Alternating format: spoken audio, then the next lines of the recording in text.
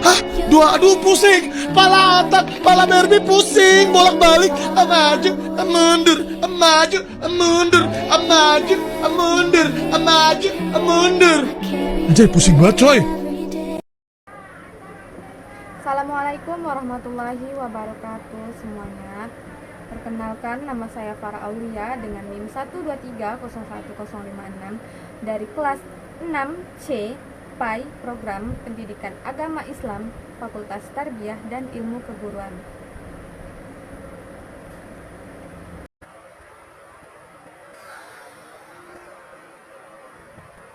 Video kali ini saya buat untuk memenuhi tugas ujian akhir semester mata kuliah Praktek Bisnis Pendidikan yang diampu oleh Ibu Misdah.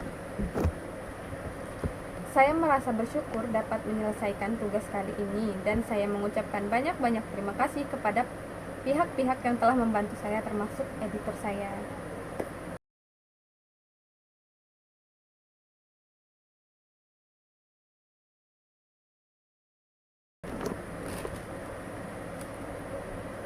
Pada video kali ini, saya hanya akan membahas 3 pertanyaan yang telah disiapkan oleh Ibu Misdah. Pertanyaan pertama, jelaskan urgensi kemitraan dalam bisnis pendidikan dengan memberikan contoh kemitraan yang efektif. Ulang. Jelaskan. Muchas gracias, afición. Este para vosotros. Pertanyaan pertama, jelaskan kemitraan. Kerja bagus. Pertanyaan pertama, jelaskan urgensi kemitraan dalam bisnis pendidikan dengan memberikan contoh kemitraan yang efektif. Kemitraan atau partnership dalam bisnis pendidikan memiliki urgensi yang tinggi karena institusi pendidikan pada dasarnya beroperasi dengan ekosistem yang kompleks dan tidak dapat berdiri sendiri dalam memenuhi seluruh kebutuhan sumber daya seperti finansial, teknologi maupun jaringan pasar. Nah, secara teoritis, urgensi ini dapat dijelaskan melalui research dependence theory yang dimana menyatakan bahwa organisasi ini bergantung pada lingkungan eksternal untuk memperoleh sumber daya yang dimilikinya secara internal. Nah, kemudian sehingga kemitraan strategis ini menjadi mekanisme untuk mengurangi ketidakpastian dan meningkatkan keberlanjutan organisasi. Nah, dalam konteks pendidikan, kemitraan memungkinkan lembaga untuk mengakses inovasi kurikulum seperti teknologi pembelajaran, pendanaan, serta memperluas jangkauan pasar tanpa harus menanggung seluruh risiko investasi secara mandiri. Oke, selain itu juga kemitraan bisa berfungsi sebagai sarana peningkatan mutu melalui transfer pengetahuan atau knowledge transfer dan benchmarking praktik terbaik antar lembaga. Nah, sebagai contoh kemitraan yang efektif dapat kita temukan seperti kolaborasi antara sekolah menengah kejuruan yaitu SMK dengan industri melalui program Link and Match.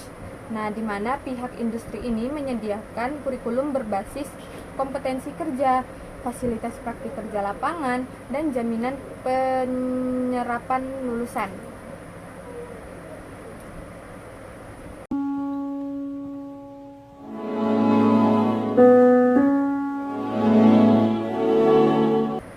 Nah, sementara sekolah menyediakan sumber daya manusia terdidik yang siap dilatih sesuai dengan kebutuhan industri.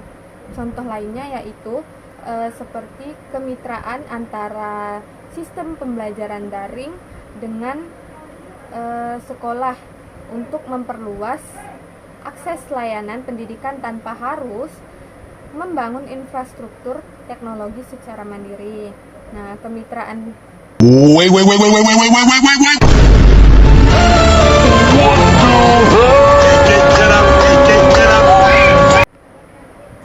Nah, kemitraan seperti ini biasanya dikatakan efektif apabila memenuhi prinsip mutual benefit, yaitu kedua belah pihak memperoleh nilai tambah yang seimbang, serta memiliki keberlanjutan jangka panjang yang terukur melalui indikator kinerja yang disepakati bersama.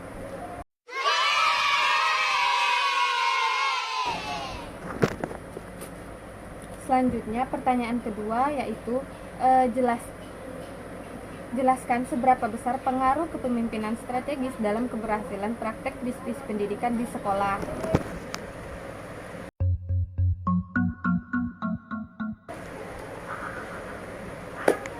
Nah, kepemimpinan strategis memiliki pengaruh yang sangat signifikan dan bersifat determinan terhadap keberhasilan praktik bisnis pendidikan di sekolah.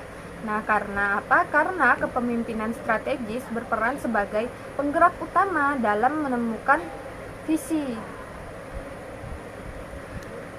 Selain itu, Karena apa? Karena kepemimpinan strategis berperan sebagai penggerak utama dalam merumuskan visi, mengalokasikan jaringan Telkomsel macam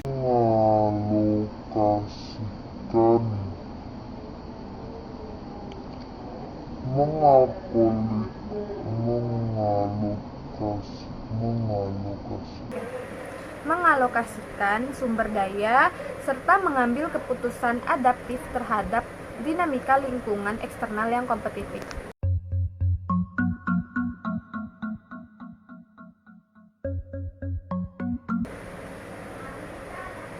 Nah, menurut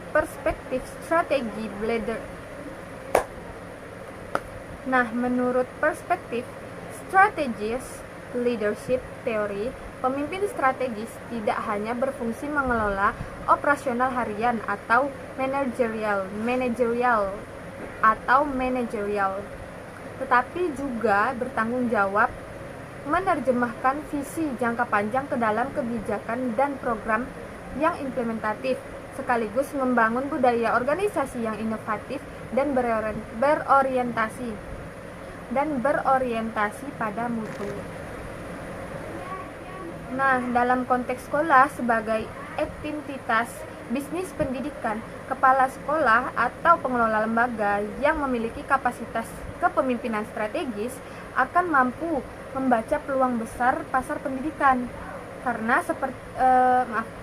seperti perubahan kebutuhan masyarakat terhadap model pembelajaran tertentu, serta merespon secara cepat melalui inovasi dan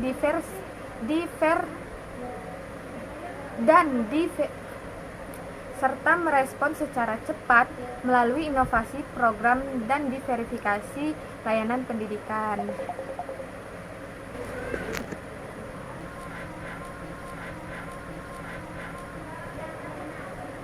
Nah, selain itu, besarnya pengaruh ini juga tampak dalam kemampuan kepemimpinan. Oke, lanjut ya, pertanyaan ketiga ya.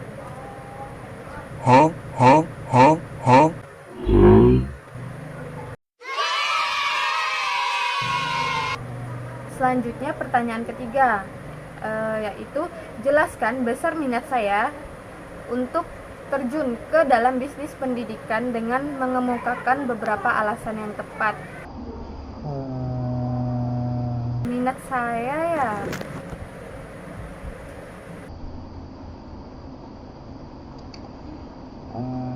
berkenaan dengan minat pribadi untuk terjun ke dalam bidang bisnis pendidikan.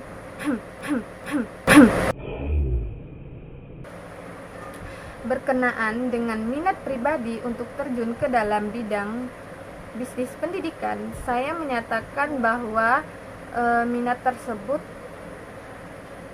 tergolong tinggi ya.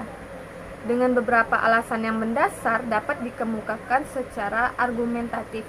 Pertama, bisnis pendidikan ini memiliki karakteristik unik yang membedakannya dari bisnis pendidikan pada umumnya, yaitu adanya dimensi dampak sosial atau social impact yang berjalan beriringan dengan dimensi keberlanjutan usaha, atau sehingga pelaku bisnis pendidikan ini tidak hanya berorientasi pada keuntungan finansial semata, tetapi juga berkontribusi terhadap peningkatan kualitas sumber daya manusia dan kemajuan bangsa secara jangka panjang. Nah, selain itu, aspek dwifungsi ini memberikan makna dan keputusan tersendiri yang bersifat intrinsik bagi individu yang menggelutinya.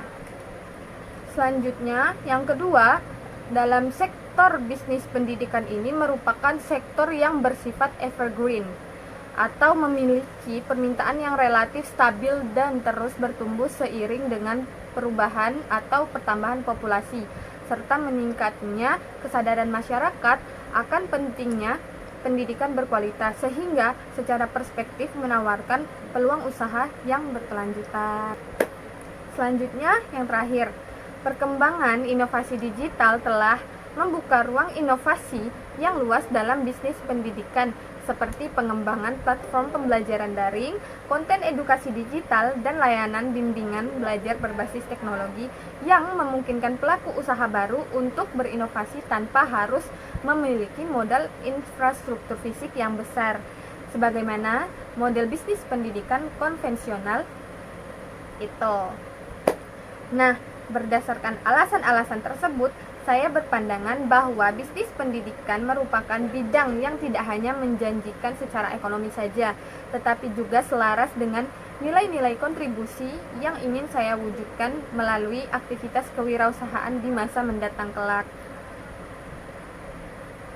Nah, saya kira hanya itu yang dapat saya sampaikan. Semoga apa yang saya sampaikan dapat bermanfaat dan berguna bagi kita semua. Saya akhiri. Wassalamualaikum warahmatullahi wabarakatuh. Annyeonghaseyo. Bye bye. I just had to let you know you're